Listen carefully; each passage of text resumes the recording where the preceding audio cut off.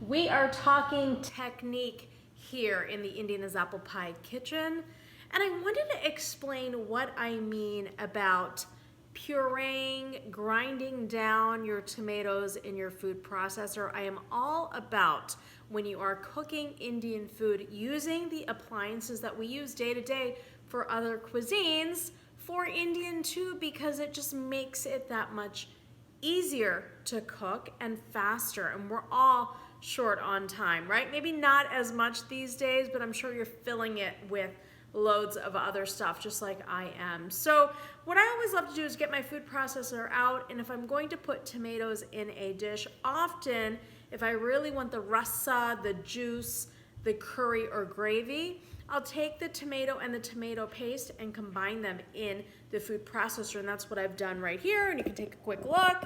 Here it is. It's not complicated, I promise.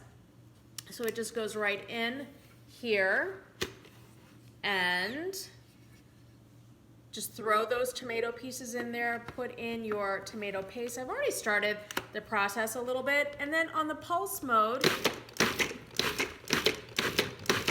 just go ahead and pulse away. And you want it to be smooth-ish. If you want some chunks in your dish, you can not puree it down all the way, and that's perfectly fine. The consistency is completely up to you.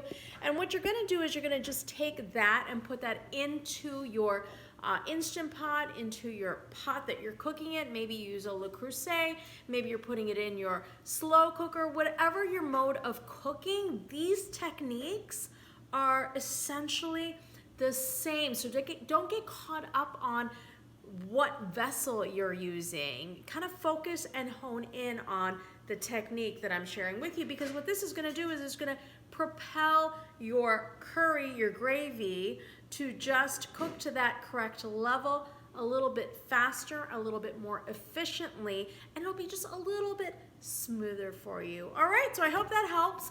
I'm gonna now go and keep cooking, but I just wanna share that little tip with you. Talk to you soon. Keep cooking, folks. Bye.